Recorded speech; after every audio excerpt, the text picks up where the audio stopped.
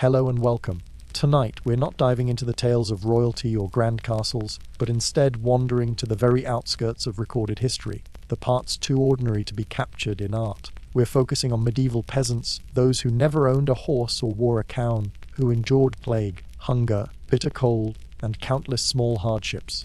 People whose names were never written down, whose days were long and nights short, who possessed a quiet resilience most of us couldn't imagine lasting an afternoon. If this kind of gentle, slow-paced storytelling helps you relax, feel free to like or subscribe, but only if it truly brings you some calm. Leave a comment letting me know where, and when you're listening, it's oddly soothing to see who else is drifting off to the same quiet story. So, lower the lights, maybe turn on that fan for a soft background hum, and settle in. We'll start at the edge of the map. This village has no name, or if it ever did, it's long forgotten. It lies in a shallow valley, somewhere in the middle of nowhere, a subtle fold in the land, far from any road, any records, any notice from the crown. If you had a map, which you don't, you wouldn't find it. Here, the world ends where the forest begins. The woods are ancient, mung slowly, as if barely tolerating your presence. The fields sprawl in uneven shapes of green and brown, till to the point of exhaustion and then a bit beyond. To the north, there's a river you've heard of, spoken about in the same breath as saints or monsters. You've never seen it. This is where you were born and where you'll die. Maybe 60 paces apart. The houses slump as if the wind has bullied them through too many winters. Their walls are mud, straw, and sticks, endlessly patched with whatever's left after each storm. The thatched roofs sag, always leaking somewhere out of reach. The air smells of wet wool, smoke, earth livestock, and a hint of rot. It doesn't surprise you anymore. It's simply the scent of living here. The path into the village is just a muddy track, worn deep by ox carts and filled with puddles and mosquitoes. No one important has ever visited, as far as anyone remembers. Most days pass quietly. Sometimes, if the wind is right, you can hear a distant bell from a chapel in another village. Otherwise, you know the time by the sun, by how shadows move across the field, or by the H that sets into your back before noon. There are maybe a dozen families, enough to fill a room on feast days. Everyone knows each other, and everyone's troubles are ignored until they can't be. The closest thing to an elder is Tom, who once spoke to a traveling monk and now tells the story as proof of his wisdom. No one questions it. Tom's hut still stands, and his goat is healthy. That's all the leadership anyone needs. There are no records, no written deeds, no surveys. Boundaries are marked by old trees or soft ground. Disputes end with a shrug, a short argument, and maybe a loaf of bread passed back and forth until no one wants to argue anymore. There's no school, no tavern, no inn. A stranger's arrival is the talk of weeks. Where did they come from? What do they want? Are they cursed? And no one leaves. Not really. The idea of travel is just a lure. You've heard of cities with tall stone buildings, but those stories are like tales of talking animals or women turning into birds. You can't miss what you've never known. The forest is thick, the hills are long, and roads are more famous for bandits than for destinations. Even if you could reach another place, you don't speak language or carry coins. You don't know the customs or even your own age. So you stay. There's safety in routine, even if it's hard or dull, even if the roof leaks and the well runs low, and the same stew has been simmering for 3 days. There's comfort in knowing where the firewood is, who to ask when something breaks, which patch of sky signals it's time to bring the sheep home. You rise with the sun, sleep when it sets, and work through the hours in between. It isn't much, but it's life. And somewhere in that quiet rhythm there's peace, a peace that doesn't ask questions or look beyond the nearest hill. News of wars, dead kings, or comets in the sky arrives only as rumors, worn thin by the time they reach you. Time itself feels different, seasons blend into each other. You don't count years, only harvest see the dry ones, the wet ones, the bad one when the rye rotted, the good one when barley grew thick to make old Marjorie smile for a week. The steward comes sometimes to collect grain and ask questions which you answer carefully, not too detailed. You've never met the king, barely know what he does, but you say his name in prayers, just in case. On the edge of the map, things rarely change. And when they do, it's usually not for the better. Still, the hearth glows, the roof mostly holds, the cottage stays warm, and tomorrow, the same sun will rise over the same hills. For now, that's enough. In your life, you'll walk hundreds of miles, but almost all of them will be in circles. For most people living in the medieval countryside, the idea of venturing far from home was almost unheard of. It wasn't simply a lack of curiosity or stamina, though having a sturdy pair of boots was rare enough. but because the land beyond your own fields felt distant and unreachable, a place that belonged to someone else. Travel for the average villager seemed about as likely as sprouting wings. You grew up knowing every inch of ground between your cottage and the far end of the pasture. The path to the well held no mysteries. You recognized the curve of every stump and stone.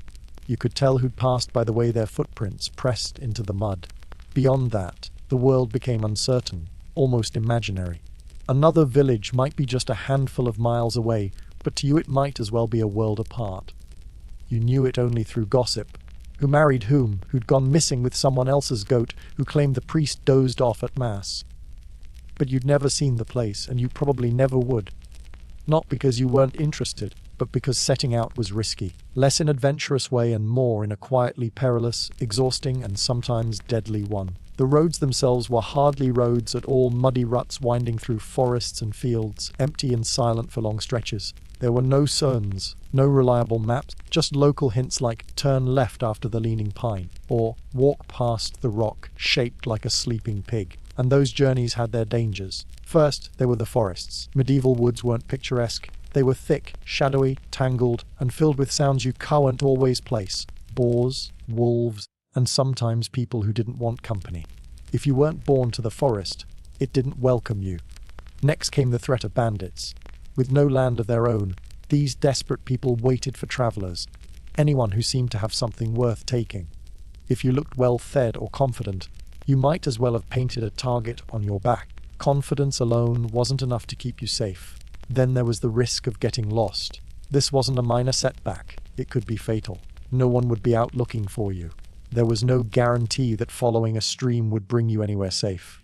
You might wander for days without seeing another person, and if you vanished, your absence might go unnoticed until the next holiday gathering, when someone asked after you and someone else just shrugged. Practical matters also kept people home. If you left, who would tend the fields, care for the animals, or answer the steward's questions if he came to collect rent or taxes? You couldn't justify being away. Not to the man with the ledger, not to your neighbors, and not to your own survival. Daily life didn't pause just because you wanted to see what lay beyond the horizon. And even if you did reach another village, what then?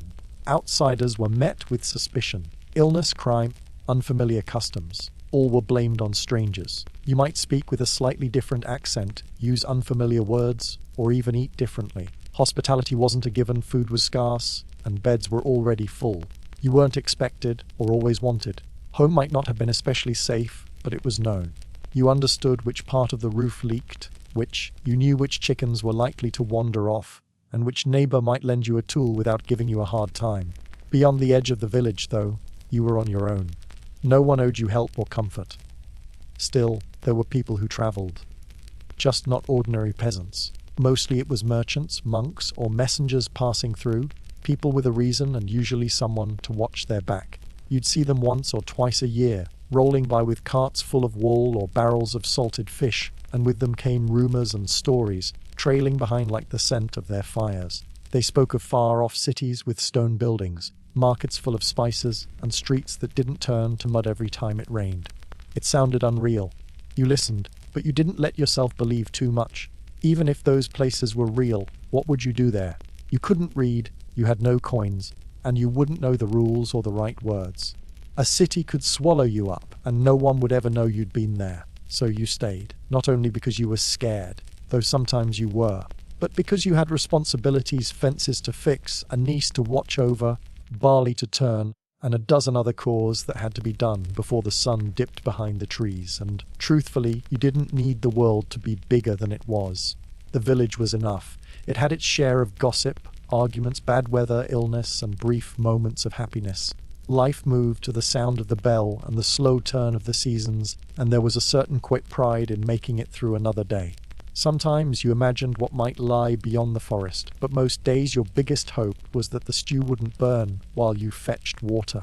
People did leave, now and then. Usually it was those with nothing left to lose, or those bold enough to chase something better. A young man might set out for work, adventure, or a cause worth risking it all. Sometimes he returned limping or full of tales, but often he just disappeared. When someone didn't come back, no one talked about it much. They'd just say he'd gone past the trees, as if that was explanation enough, and perhaps it was.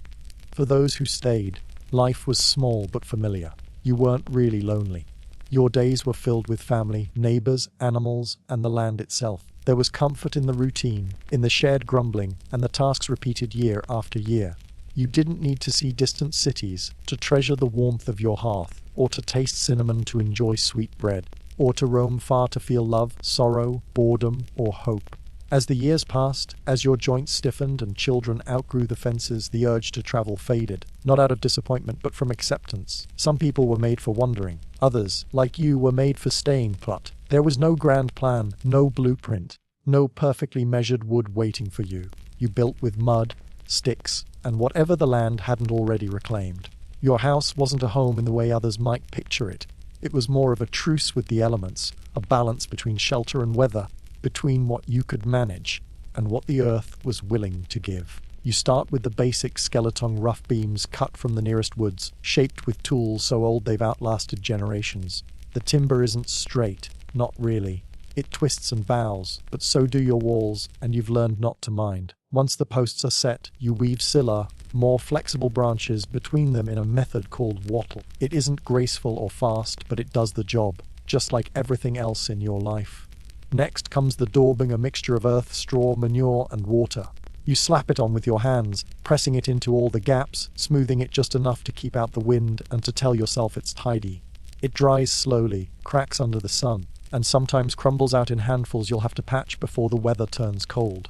The scent becomes background noise. Eventually, you hardly notice it.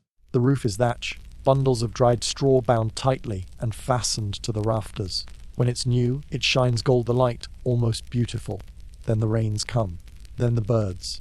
Then the years. The color dulls, the ends unravel, and leaks appear in places you never expected.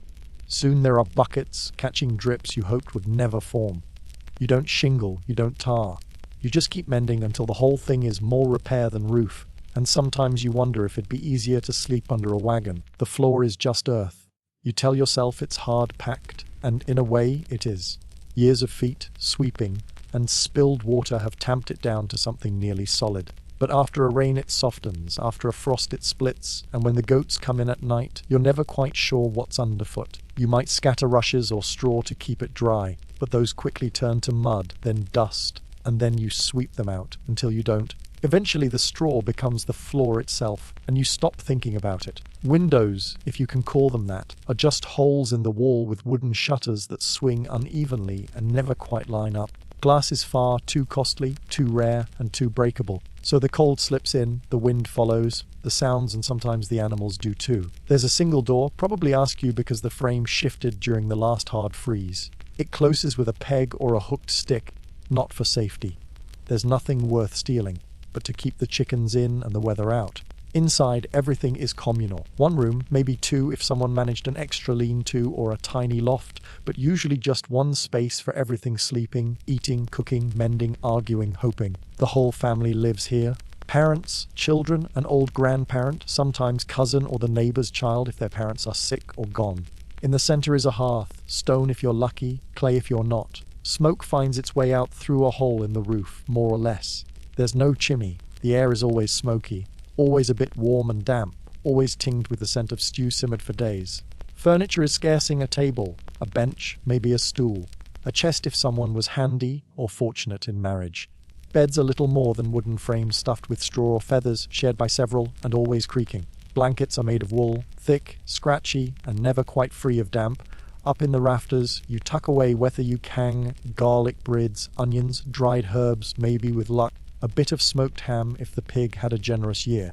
The air itself changes with the seasons. You can tell the difference between the fullness of winter and the lean days of spring just by breathing in. Sometimes it's reassuring, and sometimes it just reminds you how close you are to having nothing left. Animals aren't just outside. They're housemates. The cow might take the far corner, chickens and a goat sleep nearby. It's hardly clean, but it's warmer that way. You learn to ignore the clucking and shuffling, the occasional midnight bleat. It all becomes part of the background, like the wind rattling the thatch or the slow creak of the walls settling. Nothing lines up quite right. The floor dips, the ceiling slopes, the walls bow in and out as if the whole house is breathing alongside you. You repair what you're able, and what you can't fix, you simple live with. Every spring, You promise yourself the back wall will be mended. Each autumn, it's still crooked.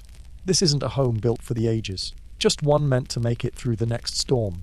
Still, with all its imperfections, and there are plenty, it's yours. You know which corners let in drafts and how to block them with an old sack. You know which beam is sturdy enough to hang the pot, and which one groans if you lean on it. You know how the afternoon sun slips through the slats, and where the dog likes to curl up. Strangers passing through might see only poverty, but you see a record of effort and adaptation. A roof that stays up is success. A fire that survives until morning is luck. A dry patch of floor is as good as treasure. At the end of the day, lying among the mix of snores, silence, smoke, and straw, you feel something close to comfort. It isn't exactly pride, but a sense of being rooted. This space bends and shifts with the wind, but it's held together. And so are you. When it came to food, a medieval peasant didn't think in terms of flavor or variety. Meals weren't a celebration. They were a problem to solve over and over, using whatever was at hand and hoping it would be enough to get through. Kitchen, if you could call it that, was just a spot near the hearth in your single-room dwelling. No shelves neatly stocked, no bright bundles of herbs hanging in the sun. Just a pot, a fire, and a handful of ingredients you hoped hadn't spoiled. The mainstay of every meal was pottaging, a kind of never-ending stew, always simmering in the pot, never fully finished and never completely starting over. You'd add to it during the day, skim at night, keep it warm as the seasons turned, and hope nothing strange took root in it while your back was turned. Ingredients depended entirely on what you had, usually not much. On a good day, the stew might have cabbage, leeks, barley, and some beans. Maybe an onion, a clove of garlic if you'd had a good harvest. In winter, dried peas or beans went in. If fortune smiled, a scrap of salted pork joined the mix, but often it was just a bare bone. Even that was precious. You could keep boiling a single bone for days, hoping it might still remember the taste of meat. There wasn't much variety to the taste. Pottage was reliably bland, earthy, more about warmth and flavor. You didn't eat it for enjoyment. You ate it because it was there. A hot meal at day's end was more than comfort. It was a small triumph. The pot was never truly clean. You scraped it, wiped it out, but deep cleaning wasn't common. Each new batch absorbed the remnants of meals past. There were no spices to disguise the flavor, no vinegar to brighten it, just a steady, muted sameness. It tasted like boiled memory. Bread was the other staple, but not the fluffy, golden kind. It was heavy, dense, and dark, made from rye, barley, or oats. White wet bread was reserved for wealthier tables. Peasants rarer saw it, let alone baked with it. The loaves were squat and tough, quick to crumble. Stale bread could be nearly as hard as wood, but it filled you up and gave you something to soak in your stew. Sometimes, bread was made from whatever you could find: coarse flour, chaff, pea meal, or even the sweepings from the bottom of the miller's barrel. In truly lean years, people ground up the inner bark of trees and mixed it with flour, creating famine bread, bitter, dense, and barely edible. It was survival food, nothing more. On the worst days, even flour ran out. Then you used trenchers, thick slabs of old bread that doubled as plates. They soaked up the stew and could be eaten at the end or tossed to animals, sometimes handed down the table to those of lower standing. Even bread had a social order. As for protein, it was rare. Eggs from chickens and milk from cows were precious, and livestock were only slaughtered as a last resort. When they were, every piece was used. Meat, fat, offal, bones, even blood for puddings, fat for rendering, and the head for soup. Nothing was discarded. Pork was the most common meat when it could be spared, as pigs were efficient to keep. Their salted fat made many dishes just edible, but slaughtering a pig took planning and meant weeks of preserving, salting, boiling, and storing every morsel. Fishing was possible if you lived near a stream or pond, but even that was complicated. Many waterways were under the control of the local lord, and fishing without permission could bring punishment. If you did fish, it was for eels, small river fish, anything that wouldn't spawn too quickly. Salted herring was a rare treat if you could get it. The church also had a say in your diet. On Fridays and during Lent, meat was forbidden, so you turned to fish or simply went without. Sometimes beaver tails were classed as fish, a handy loophole that few questioned, since it meant one more thing to eat. Milk was common but perishable. It had to be used quickly or turned into cheese or butter. Even then, butter was a rare luxury and used sparingly. Cheese was often hard, tangy, and dry. A few wheels set aside meant the cow had been generous that year. Dairy was helpful, but not always easy on the stomach, and with no refrigeration, milk soared fast, butter went rancid, and you made the best of it regardless. Cheese would inevitably mold. You'd just slice away the worst spots and hope your stomach could handle whatever lingered. Drinks were plain and practical. Water was risky. Its safety depended on the season and whether anyone upstream had been careless with their waste. That's why ale became the everyday drink. Weak ale, or small beer, was brewed at home and drank by everyone, children included. Its low alcohol content was just enough to purify and take the edge off thirst.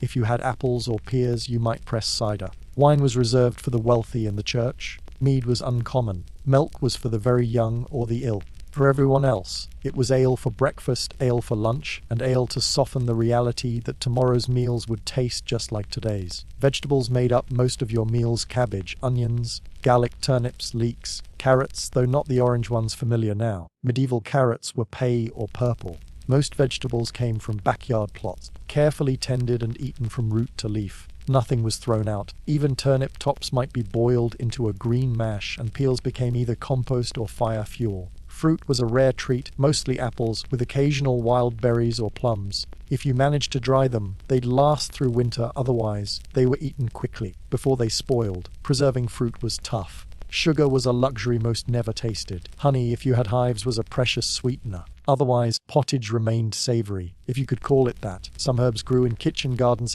parsley, sage, dill, mint. These weren't used for flavor as much as for medicine or tradition. Some were believed to ward off illness or repel pests. If they made the food taste better, that was a pleasant surprise, not the intent. Meals were shared around the hearth, usually on benches. There were no courses, no written recipes, just the same pot, a chunk of bread, and the hope that tomorrow there'd be something left. Complaining was pointless. It didn't make the stew thicker. On rare occasions, weddings, harvest feasts, or saints' days, you might get a roast bird or a pie. Not the flaky pies of modern times, but a thick, hard crust stuffed with meat, sometimes spiced if someone had been lucky in trade. Pepper, ginger, or cinnamon were rare delights. Most days, though, were plain and quiet. You scraped your bowl, soaked your bread, drank your ale, and leaned back just full enough to last the night, if not quite satisfied. There was a special comfort in repetition, knowing what the stew would taste like, how much bread remained, or watching familiar hands cook the evening meal. As the wind slipped through the cracks and the animals settled in for the night, the stew simmered, the bread cooled, and you made it through another day. As a medieval peasant, you owned very little. Maybe a stretch of land, a manful of tools, a couple of animals, a skewed house you'd built yourself. But none of it was truly yours. Everything belonged to the Lord. Not some distant king or mythical figure, but your local landholder, someone whose presence shaped every part of your life. The Lord lived up the hill in a house that was a little straighter, with better meals and a roof that probably didn't drip with every rain. He owned the land, and that meant he owned almost everything on it, including, in many ways, you. You were what they called a villein. The word wasn't an insult, it was a label. You worked the soil, but none of it belonged to you. You were tied to the land, unable to leave without permission, unable to freely pass it to your children. Your life was defined by what you owed in labor, goods, respect. You weren't a slave, but you weren't truly free either. Your dealings weren't with the Lord himself, but with his steward, the man who edged the estate and kept an eagle eye on everyone's debts and dues. And there were plenty of those. Let's start with labor. Several days a week, more during the busy seasons. You'd be out working the Lord's fields instead of your own. This was called corvée labor. There was no pay, no gratitude, just the understanding that your work kept the manor running and the Lord's table full. Then there were the taxes, and they came in many forms: a portion of your harvest, some of your wool, chickens, eggs, ale if you brewed it, bacon if you kept a pig, fish if you were lucky enough to catch any. Though, of course, the river belonged to the Lord, too. Taxes didn't stop at food. Grinding yine at the Lord's mill meant a fee, even though there was no other mill around. It was illegal to grind by hand, and you could be fined for trying, because control mattered as much as profit. The same went for baking. Many manors had a communal oven, also run for a price. If you tried to bake at home and got caught, you'd be punished. Fees were everywhere. Want to marry? There's a price. Inherit your father's strip of land. Pay up. Thinking of moving away? First get permission, and then pay another fee. Livestock could be taxed, tools sometimes too. Even marriage and family life needed approval. About the only thing not taxed was the air you breathed. In return, the lord was supposed to offer protection. If bandits raided or another noble's men came, he had soldiers to defend you. If hunger swept through, he might open his grain stores, though rarely as charity. For disputes like a neighbor's goat eating your cabbages, the lord's court could settle things, again for a fee. This was feudalism, a structure of obligations and ranks, dressed up as loyalty and mutual aid, but in reality a system of ownership and control. Land was power. Those who held it ruled, those who worked it obeyed. The manor house itself stood apart, sometimes literally on higher ground, built from stone or strong timbers, larger and sturdier than any peasant's dwelling. Its thatched roof was so thick the weather never got in. Inside there were tapestries, long tables, servants, and the lord himself, dressed in wool trimmed with fur, eating food you'd never taste, and rarely, if ever, giving thought to the people who made it all possible. He might never learn your name, but he always knew your number, how much barley you owed this year, how many eggs you promised, whether your son was old enough to be listed for labor. Every detail was tracked. Not by you, since reading and writing weren't your skills, but by the skeward, the reeve, the bailiff. These men, armed with wax tablets or scraps of parchment, made their rounds and asked questions you'd learn to answer with care. Failed to meet your dues, and there were consequences. Fines, extra goods taken, more days of work added to your tally. In the worst cases, they could take your rolls, reclaim your patch of land, seize your home, your animals, your pride, everything, gone in a moment. Trying to resist wasn't seen as rebellion. It was seen as foolishness. And yet, for all its harshness, the system persisted. Not because it was just, but because it was stable. There were rules, tough and unyielding, predictable. You always knew what was expected. No shocks, no sudden demands. Just the ongoing grind of giving, again and again.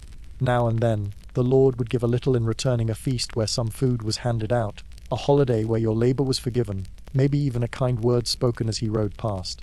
It was never enough to make things equal, just enough to keep the peace. The relationship was never warm, but it endured. The lord could be young or old, harsh or gentle, near or far, but always above you. That was never questioned. You bowed as he passed, took off your cap, spoke with the right respect, not because he'd earned it, but to avoid trouble. Maybe deep down, you hoped he'd notice you day, reward your work, lift you up even a little. It hardly ever happened, but hope kept the system running. Not just fear, but the faint possibility that, if you worked hard, obeyed long enough, prayed sincerely, something might one day change. Meanwhile, the steward made his rounds, the reeve kept his records, the mill turned out grain, and you kept your hands in the earth, season after season.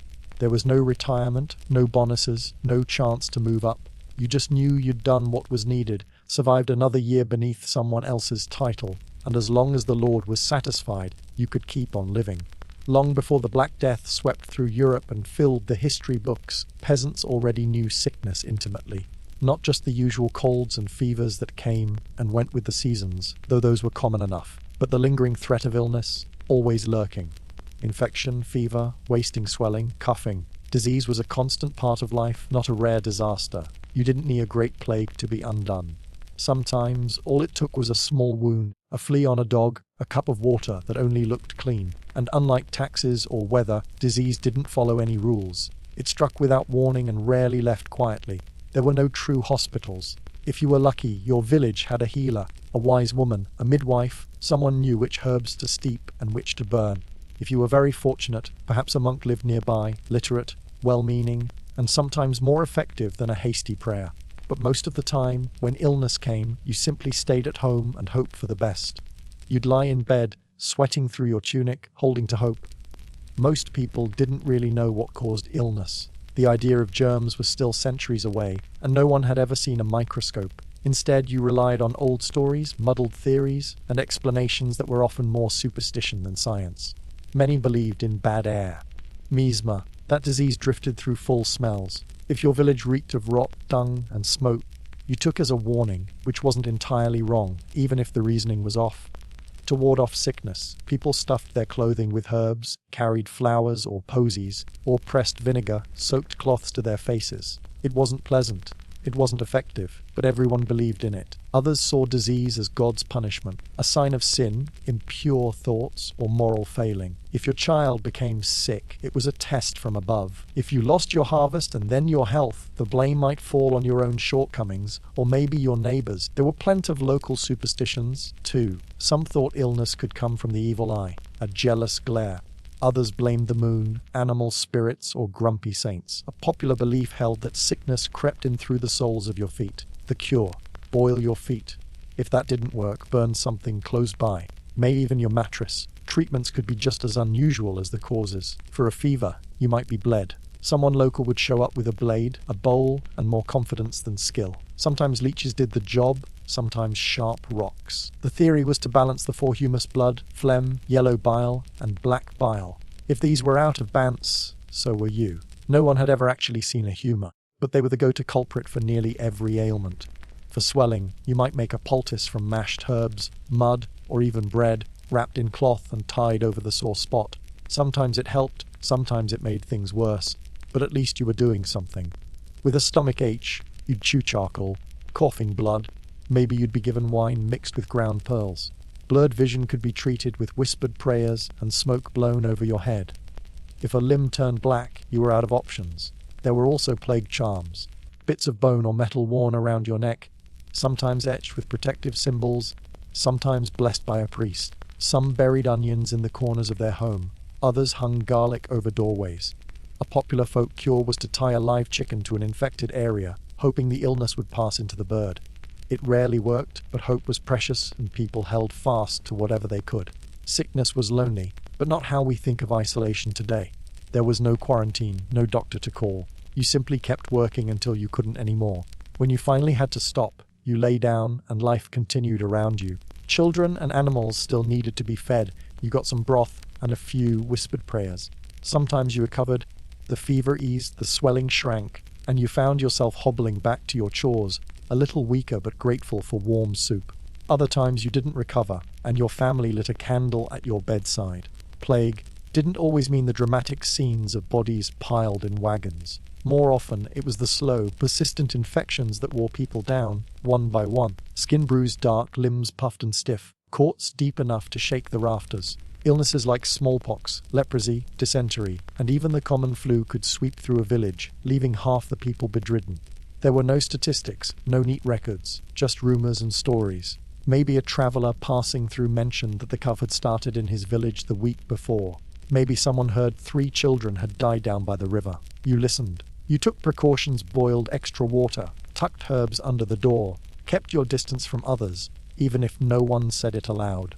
Death was not always something to be feared, but it was always recognized. People could sense when it was close, breath slowing, skin growing cold, eyes losing their spark. There were prayers for the dying, murmured softly by firelight. When the Black Death struck in the 14th century, it did so with a force that overshadowed every earlier sickness. But by then, people already understood what it meant to live in the shadow of disease. The idea that you could be healthy at breakfast and gone by nightfall wasn't new. What changed was how often it happened. The plague came in brutal waves, each one stranger and deadlier, swelling lumps in the neck and groin, fevers that unraveled the mind, blood that darkened and proved. Sometimes people died within days, sometimes in a single night. Entire villages emptied out, fields lay untended, church bells tolled too often. Some peasants tried to run, but disease moved faster than they did. Others turned to faith, doubly their prayers, punishing themselves, making desperate bargains to survive. Some lashed out, blaming outsiders, travelers, anyone but the wind. The church tried to offer comfort, explanations, and burials, but monks and priests died in great numbers too. In some places, death became so familiar that funerals stopped. Bodies were laid in mass graves with forgotten. Still, life pressed on. People adapted to living with sickness, accepting it like they accepted hunger or cold. Not with joy, but with wary persistence. Homes were scrubbed more often. Herbs and advice were shared. New prayers were whispered. Some believed that surviving one illness made you stronger against the next. Others had no such faith, but still got up in the morning and milked the cow. Children grew up knowing which plants to avoid, which to chew for relief, and which to boil, even if they stank. They learned to wrap wounds, to wait out fevers, to recognize when hope was gone and when it was time to let go. Through it all, people kept living. They married, they gathered harvests, they shared what food they had. They sat by the fire, telling stories of past sicknesses and of the time one's grandfather survived a winter fever with nothing but garlic water and stubborn will. Plague was never the end of the world. Life found a way to continue, even into shadow of death. It was simply another fact of life. For those who lived through it, survival itself became a quiet act of defiance. A steady, stubborn insistence on seeing another sunrise, or at least on being remembered by the way you always sprinkled rosemary in the soup. Night in the medieval countryside was not serene. It was silent the way a deep cave is silent, full of tiny noises, creaks, distant rustles, and a hush so complete you became aware of how loud your own heartbeat and breathing really were. The day ended when daylight faded. Anything left undone had to be finished quickly, because darkness shrank your entire world to just the circle of your hearth.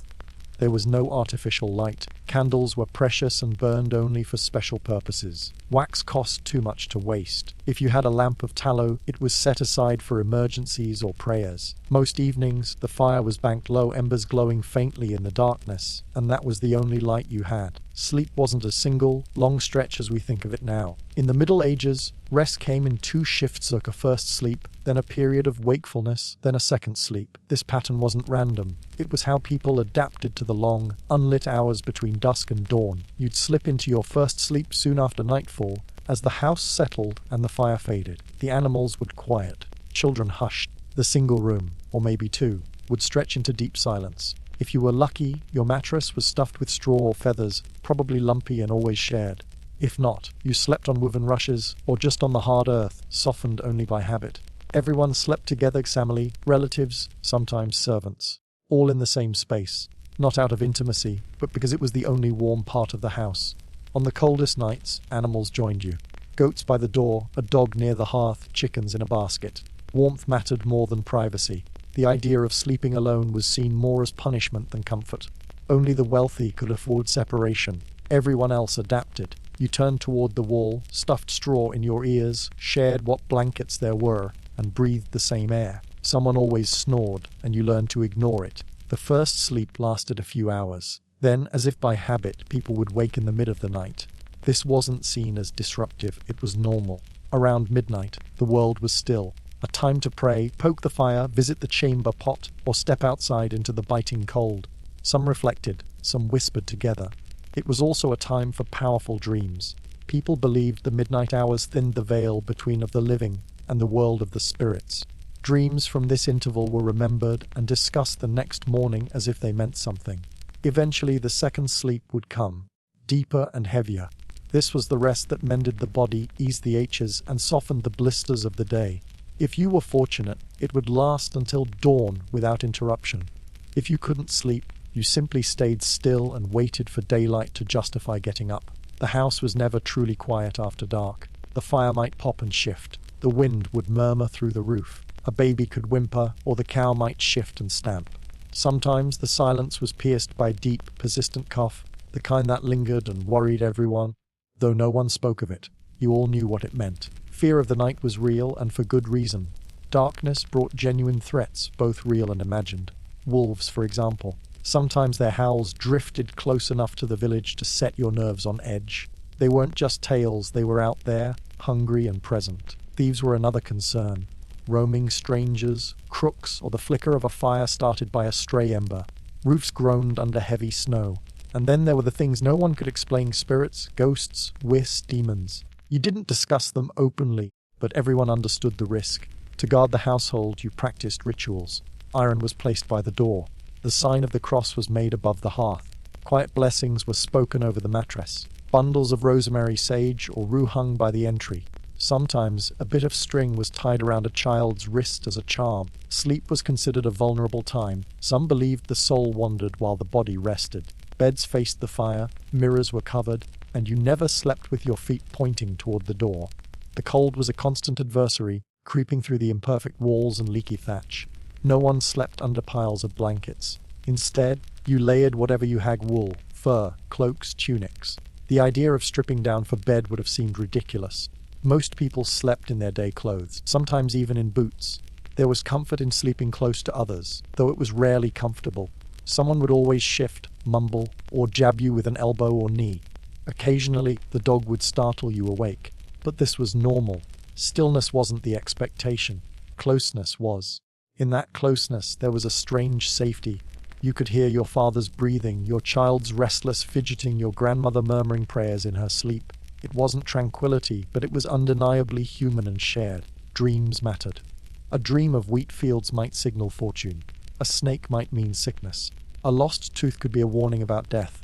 You learned to interpret these things, or you sought out someone in the village who could. An unofficial dream reader everyone trusted. The Furch had its own warnings, saying some dreams came from the devil. That nighttime was when temptation crept in. You were taught to pray before sleep, to guard your thoughts, to keep your soul ready, just in case the night was your last. Because sometimes people simply went to bed and never woke up.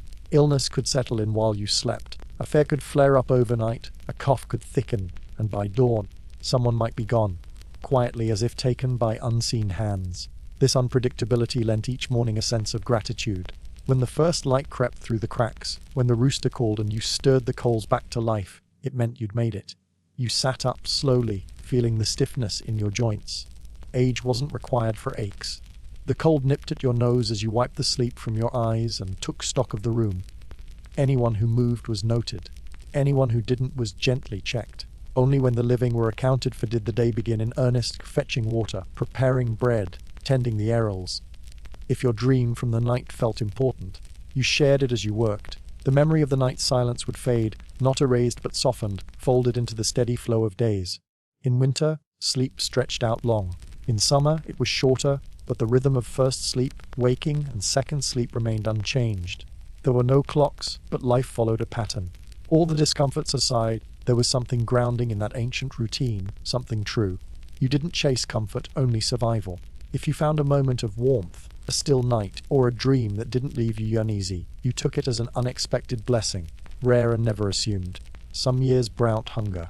Others, true famine. The difference was stark. Hunger could be managed. Meals stretched, portions rationed, hope held onto. Famine didn't play by those rules. When the crops failed and the root cellar emptied, food became more memory than reality. In the village, you often saw it coming. It started with the spring. Too much rain or not enough. Barley shoots came up uneven. Beans flowered and then wilted. Cabbages split too soon. Wheat stayed short as if already mourning what was lost. Everyone noticed. At first, there were only glances, silent calculations. How much is left from last year? How much seed must be saved? How little can we eat and still last? The answers were never comforting. The hardest choices weren't made in winter, but in summer. Whether to grind the last seeds into flour or plant them and hope for a harvest that might never come. Whether to fill a child's bowl or save for tomorrow. As the months passed, portions shrank. Stew grew thinner, brine smaller, bowls returned less often and less full. You didn't panic, not yet. You told yourself it had happened before, that another village might spare some grain, that the Maynard's stores could help. Hope lingered, but there was little else. By August, denial became harder. By September, it was impossible. You stopped feeding the animals first. Your chickens went quiet, the goats' cries weakened. The dog, if you had one, stopped barking and began to follow you closer as if it knew what was coming. Bread became ceremony. A single loaf divided 5 ways.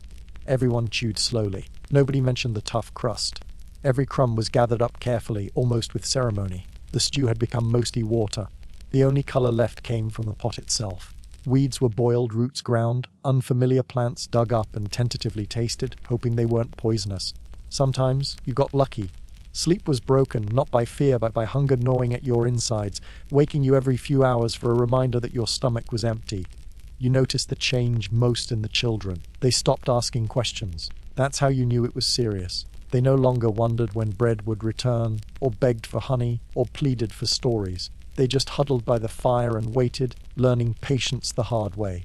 The lanes of the village fell silent. No more laughter, no more petty quarrels over sheep, just the occasional cough or the sound of firewood splitting. Famine didn't stir cruelty so much as it bred silence. Once in a while, someone brought back a rabbit, a bird, or a handful of acorns to grind into meal. You ate it, even if it tasted bitter, and you smiled, not because it was good, but because it was something. You tried not to resent the manna. Sometimes there was grain, sometimes not. The steward stopped coming as often. That was both a relief and a worry. He wasn't there to take, but he wasn't there to offer help, either. His absence spoke volumes. The Furch did what it could in bread after mast, alms for the poorest, but its resources were stretched thin. You prayed more, not always from faith, but because the words filled the empty hours when your hands were too tired to do anything else. Some left the village, searching for food or work or a sign from God. A few returned, most did not. No one asked where they'd gone. You were all too exhausted. Famine changes the body. You first feel your ribs from within, then bruise easily, stand up more slowly. Your hands clench in sleep, still curled around tools you no longer use. The cold settles deeper. The fire becomes your dearest companion. You spend more time tending it than cooking over it. You sit by it, sleep facing it, feed it what little fuel you have left. It's the one comfort you can still provide. By then, everything edible had been eating roots, weeds, beans, stale flour, bones boiled to nut bark soaked and chewed. Famine bread, that cracked a tooth. When even those ran out, you looked in for anything that might pass as food. Leather, boiled and salted, not tasty but chewable. You once caught a rat. You didn't scream. You thanked God quietly, cooked it alone, and told no one. The guilt lingered, but not regret. Hunger changed your dreams. You dreamt of feasts, tables heavy with roast bread and wine. You'd wake to find you'd been chewing your tongue. You dreamt of boiling and boiling, though you hadn't cooked anything in days. Sometimes you dreamed of animals returning, green shoots breaking through snow, or of childhood when hunger was simpler. Sometimes you dreamed of feeling full and woke in tears. The graveyard started to fill, slowly at first, then faster, until the church bell stopped tolling for every death. There weren't enough hands to pull the rope. Graves grew shallow, prayers brief, mourning silent. Everyone was too preoccupied with their own survival to grieve deeply. You wanted to mourn, but you couldn't afford to. You said it, along with everything else.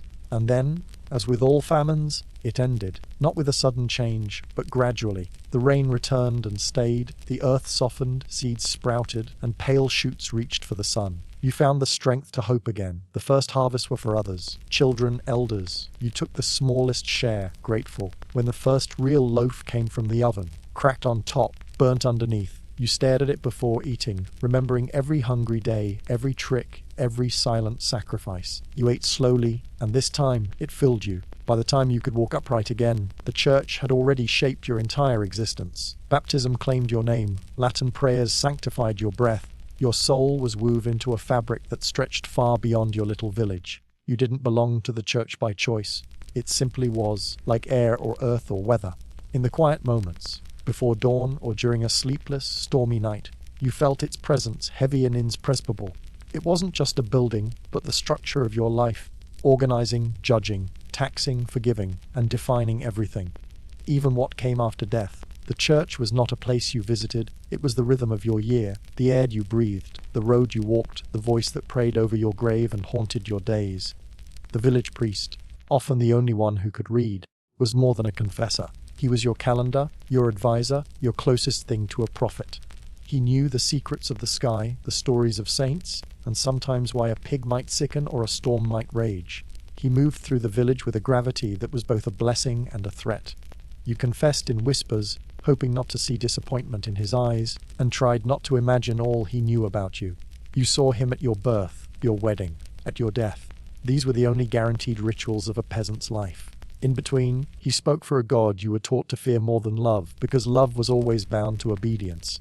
Mass was in Latin, a language that might as well have been magic. You stood with your family in the cold nave, listening to words that never quite belonged to you. You didn't understand the priest's words as he lifted the bread, but you believed, or tried to, that something invisible had happened. That bread was not just bread, and wine not just wine, and that muttered words and gestures could move heaven. You didn't speak the language, but it still moved through you, shaping your days and your silences. You mimicked the words when you could. You made the sign of the cross along with your neighbors. You learned the habits of faith the way someone learns a well-worn path, not by understanding each step, but by knowing it would lead you where you needed to go. The church set the rhythm of your life, dividing the year into holy segments. Lent, Advent, Epiphany, All Saints. You didn't use the names of months, but spoke in terms of after Easter, or before St. Michael's. The church told you what you could eat, when you could eat it, and how guilty you should feel for enjoying it. 40 days with no meat before Easter, followed by a feast so rich it left you dizzy. Fish on Fridays even when there was no water in sight. Almond milk for those with means, cold broth and turnips for everyone else. On Saints, You shared what little you had. On fast days, you dreamed of what you couldn't have. Even when your bowl was empty, your life was full of rules. The calendar was about more than prayers, it was about obligation. The church took a tenth of whatever you produced. Grain, eggs, wool, chickens, cider. If it came from your land, your labor, it had a price. You gave because it was God's share, or so you were told. But it wasn't God who took it, it was the priest, or the steward with his tally book and silent nods. You watched your best barley carted away to the tithe barn, always larger than your own house. You saw neighbors surrender their last sack of oats, while the priest prayed for mercy they had just bought. And if the harvest failed, too much rain, too little sun, the demand did not change. What you owed, you owed. Sometimes you could pay in candles or labor, sometimes not. Sometimes the debt grew so heavy it bent your back, even on good days. But the church did more than take. It offered stories, structure, explanations. When your cow died for no reason, the priest told you which saint to pray to. When your child was sick, he explained it as a test, a punishment, or the work of the devil finding a crack in your faith. He offered blessings, sacraments, a candle to light, a shrine to visit. Sometimes he gave you a relic, a piece of bone or cloth, a ribbon said to be soaked in a martyr's blood. You kept it like a treasure. Sometimes it seemed to work. Sometimes it didn't. But even when it didn't, it was better than nothing. There were saints for every need. Set Apollonia for teeth. Set Isidore for farming. Set Sebastian for plague. You didn't know their stories, only their names and what they could fix. Their tales were half remembered, half magic, retold by firelight by people unsure where legend ended and truth began. You called on them when you had no other recourse. You whispered their names as you stirred the pot or knelt in a muddy field. You made bargains, promised bread, fasts, or pilgrimages if they'd just help you this once. Sometimes they did or seemed to, and that was enough to ask again. Pilgrimage was a sacred journey, but also a rare chance to leave. For a few days, you walked beyond the same handful of miles you'd always known, traveling roads you'd only heard about, carrying your hopes on your back. You slept under hedges, in barn corners, feet aching, eyes wide. When you reached a shrine, be it a bone or a statue, you hoped something inside you would change. Sometimes it did. Sometimes you just returned more tired, but convinced it mattered. Even death was orchestrated by the church. When you knew the end was near, someone fetched the priest. He came with oil and prayer, touched your forehead, eased your soul toward what came next. Family gathered, candles flickered, and if someone could muster the strength, the bell rang. You were buried on holy ground beside others who trod the same path. Afterward, more candles were lit, more prayers said, and your family hoped the priest would remember your name from the pulpit. Because even in death, depths continued.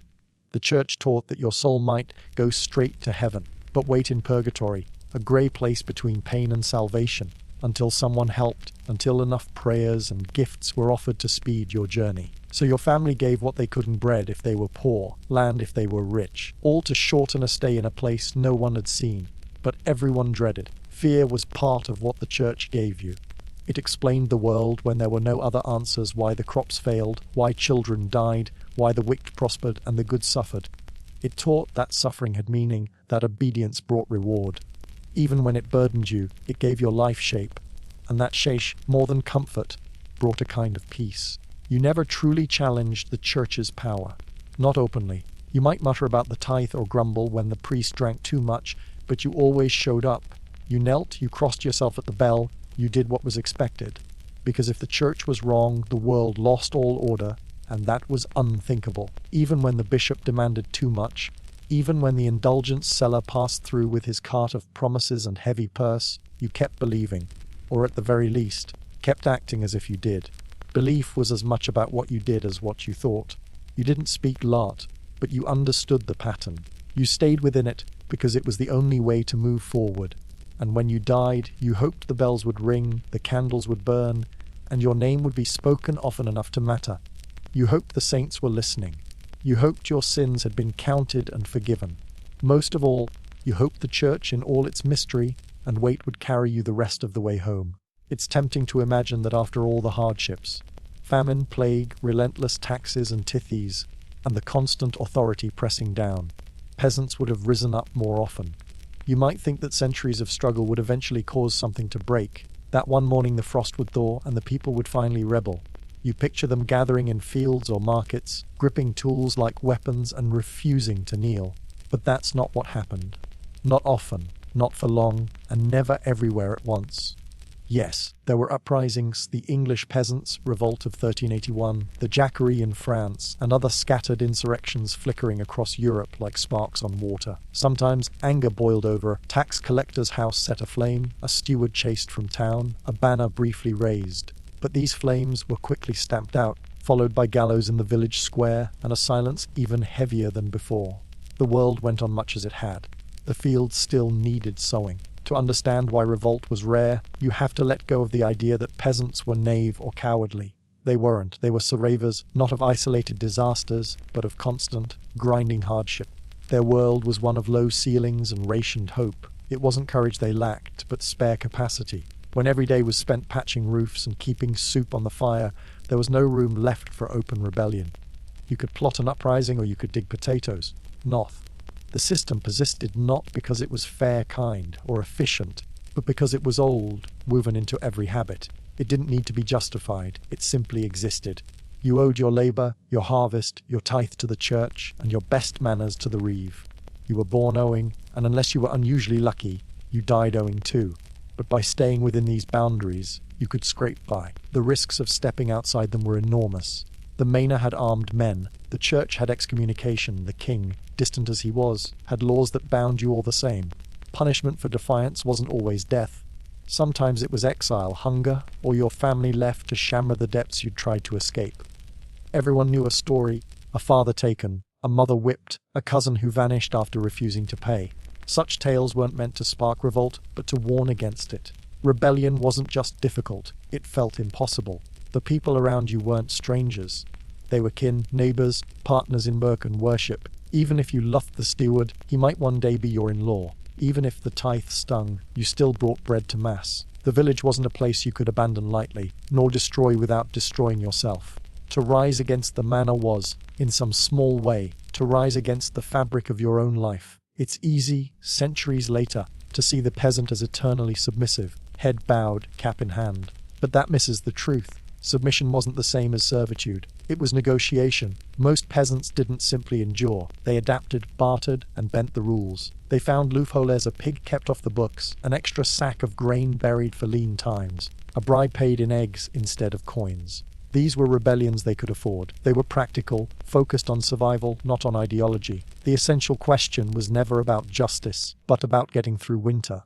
Justice, if it ever appeared, was not something to counter. Lords came and went, priests changed, rules shifted, but the soil and the weather remained. Children still needed to be fed. You didn't revolt against that.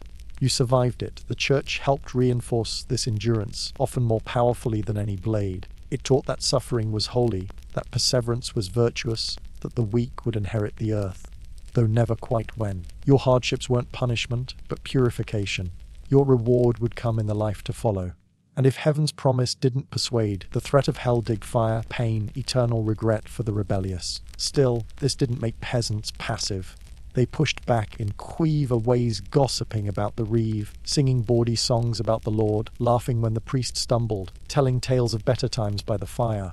Dignity was found in small acts: a shared crust, a silent glance, or a field tended just outside the rules. Their real rebellion was in surviving, not because they kept the system, but because they learned to bend it just enough to breathe. Sometimes things did change. A new lord might be kinder. A bishop might forgive debts. A storm might remind the powerful of their own limits. But these changes came from above. The peasants' job was to endure, to pass on what little they had, and to teach their children when to be quiet and when to be brave. Dreams persisted. Took dreams of easier lives for their children, of days without hunger or fear, of a world where no one knocked at the door with a list of debts. The real marvel isn't how seldom peasants rebelled, but how they managed to keep their families, faith, and culture intact under such pressure. They kept songs alive, handed down stories, remembered which plants healed and which harmed, taught each other to pray, to midwife, to mourn. They created a continuity that outlasted kings' wars and crusades. Their rebellion was persistent itself. When the manor demanded too much, they survived anyway. When the church taxed their sins, they still lit candles. When the world turned hard, they huddled close and waited for spring. The fields might belong to the lords, but the soil remembered their touch. Revolution didn't burn in them, as it would later in fiery speeches or angry crowds, but there was a different kind of courage in their endurance. To live a hard life without letting it harden you completely was its own defiance.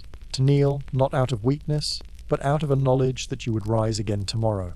That too was resistance. So they endured, quietly, without monuments or songs bearing their names. They endured in the rhythm of work, in the smoke of evening fires, in lullabies at dusk. They endured in stories whispered to children who would grow up to whisper them again. History often forgets them or pushes them to the margins, but peasants were the threads holding the whole tapestry together. Without them, there would have been no halves, no cathedrals, no armies. They built the world, even as it was kept from them. They may not have toppled their lords, but they outlasted them. And maybe that is a revolution in its own right.